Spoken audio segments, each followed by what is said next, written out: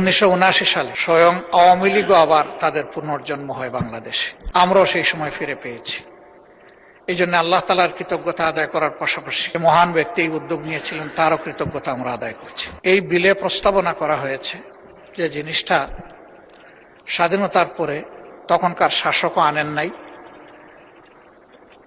মরহুম প্রেসিডেন্ট জিয়াউর রহমান রাহিমাহুল্লাহ তিনিও আনেন নাই,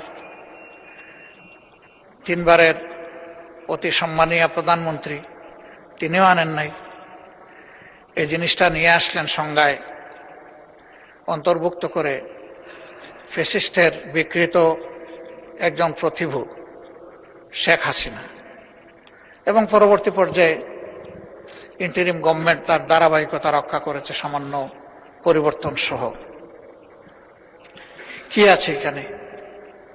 আছে তৎকালীন তিনটা সংগঠনের নাম নেওয়া হয়েছে: তৎকালীন মুসলিম লীগ, জামাতে ইসলামী, নেজামে ইসলাম পার্টি।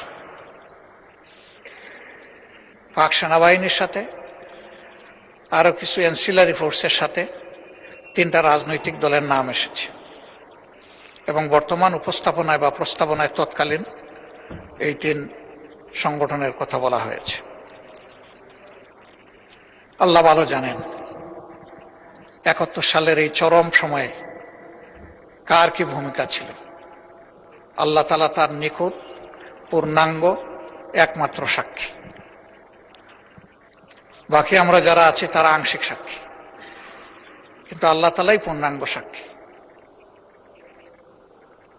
আমরা চাই প্রিয় বাংলাদেশ রাজনীতির সুস্থ ধারায় জনগণের প্রতি দায় এবং দরদ নিয়ে, দেশের প্রতি ভালোবাসা নিয়ে এই দেশে প্রত্যেকটি রাজনৈতিক সংগঠন তার কার্যক্রম পরিচালনা করুক।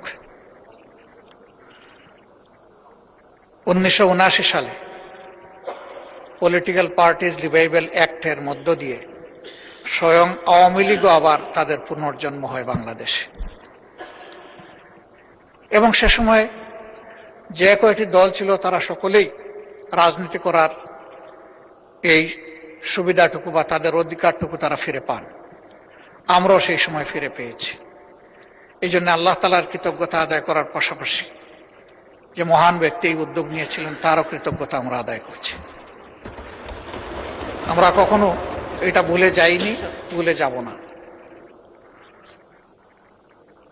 আমরা সেই দায় দরদ ভালোবাসা নিয়েই 79 সাল থেকে বাংলাদেশে আমাদের রাজনৈতিক সাংগঠনিক কর্মকাণ্ড পরিচালনার চেষ্টা করছি।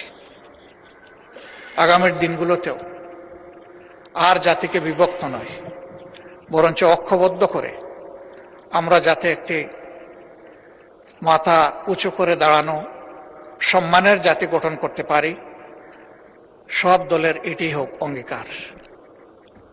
আমরা আর এই জাতিতে কোনো বিভক্তি চাচ্ছি না। আজকে এই বিল মহান সংসদে এসেছে।